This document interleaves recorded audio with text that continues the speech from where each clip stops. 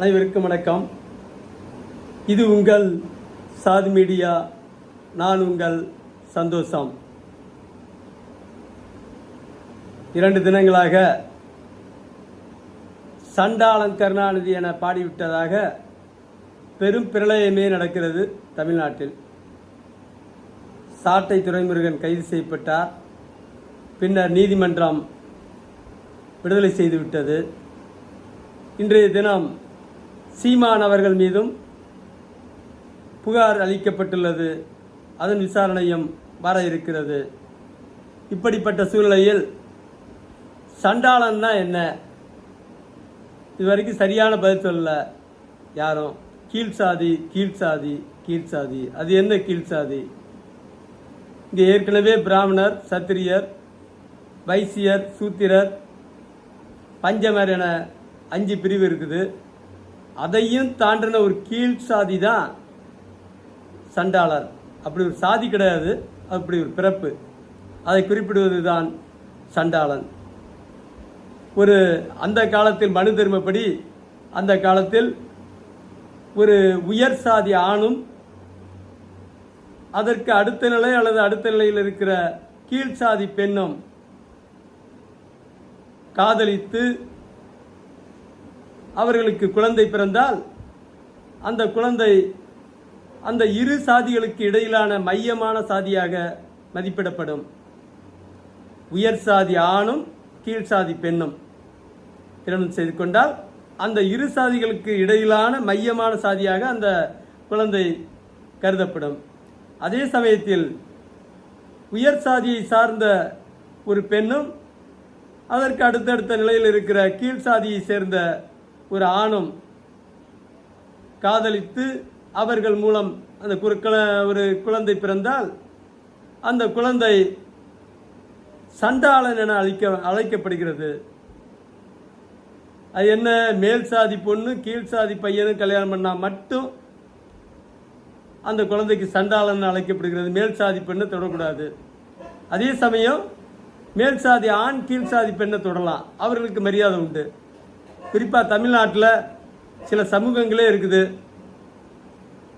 அந்தப்புறத்தில் பிறந்தவர்கள், அதாவது மன்னர்களின் அந்தப்புறத்தில் பிறந்தவர்கள் ஒரு சாதி, உயர் சாதி. ஏன்னா ஆண்கள் அங்கே பயன்பட்டவர்கள் கீழ் சாதி பெண்கள், அந்தப்புறத்து பெண்கள். அவர்கள் உயர் ஜாதிகளாக இன்றைக்கும் தமிழ்நாட்டில் இருக்கிறார்கள். அவர்களுக்கு ஏராளமான நிலபுலன்கள் உண்டு. அதற்கு அடுத்த நிலையில் தெலுங்கு படைகள் இங்கே முகாமிட்டு இருந்தபோது அந்த படை முகாம்களில் பயன்படுத்தப்பட்ட பெண்களுக்கு பிறந்த பிள்ளைகளும் கொஞ்சம் மரியாதைக்குரிய ஆண்களாக தான் கருதப்படுகிறார்கள். அவர்களுக்கும் கணிசமான சொத்துக்கள் இருக்கிறது. இதெல்லாம் சிலருடைய, அதை பற்றி என்ன விரிவாக சொன்னால் அது என்ன பிரச்சனைக்குரியதாக போகும். இங்கே கூட திமுகவிலிருந்து ஒரு தலைவர் பேசினார். சீமான் பாட்டிக்கு ஜாக்கெட் அணியை கற்றுக் கொடுத்தது, ஜாக்கெட் அணியை அனுமதி வாங்கி கொடுத்தது நான் திராவிடம்னு.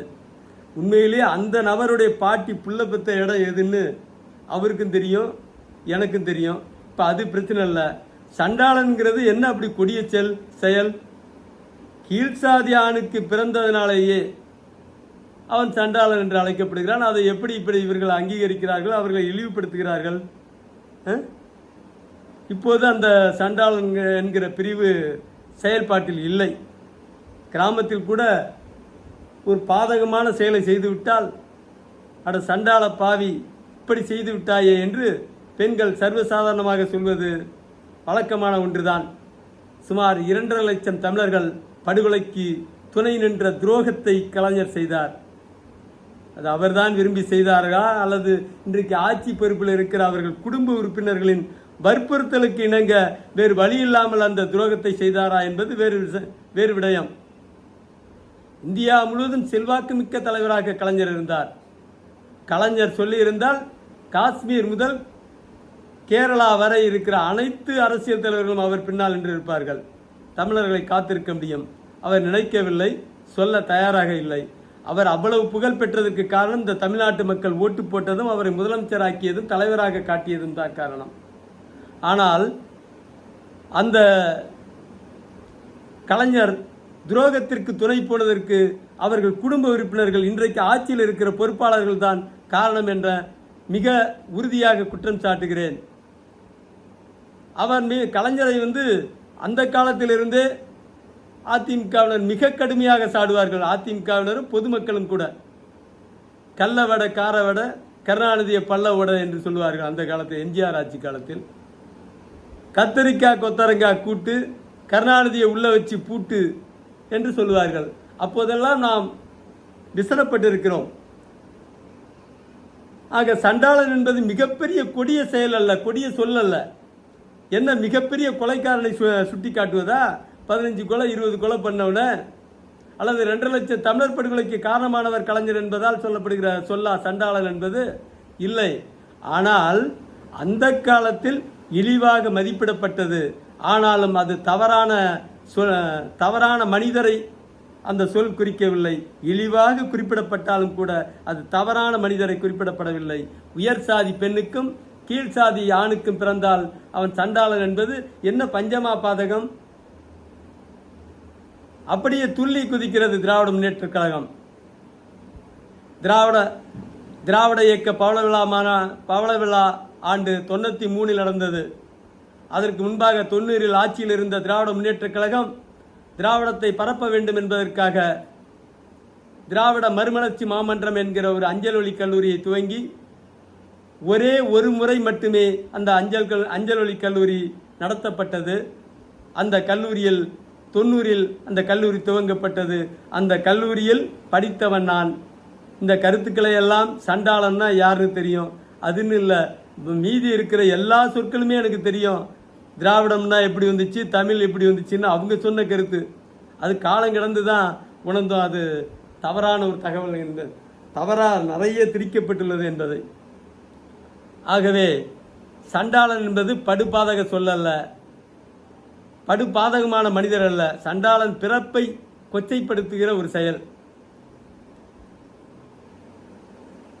பிறப்பை கொச்சைப்படுத்த, பிறப்பை என்றால் பிறப்பை போய் எப்படி கொச்சைப்படுத்த முடியும்? பிறப்பில் வேற வகையில் கொச்சைப்படுத்தலாம். ஒரு விபச்சாரியின் பையன் மகன் என்று சொன்னால் அது கொச்சைப்படுத்துகிற சொல். எப்படி ஒரு தாழ்ந்த சாதியினுடைய ஆணுக்கு பிறந்த ஒரு பிள்ளை சண்டாளன் என்று அழைக்கப்படுவது எப்படி கொச்சைப்படுத்துகிற ஒரு செயலாக இருக்க முடியும், சொல்லாக இருக்க முடியும்? ஆகவே சண்டாளன் என்பது மிக மோசமான சொல் அல்ல. சொல்லாக பயன்படுத்தப்பட்டது, மிக மோசமான ஒரு மனிதரை குறிப்பிடப்படுவது அல்ல. அந்த காலத்தில் மனிதர்வம் பயன்படுத்திய ஒரு அநாகரிக செயல் என்று தான் சொல்ல வேண்டும். மீண்டும் பேசுவோம். நன்றி, வணக்கம்.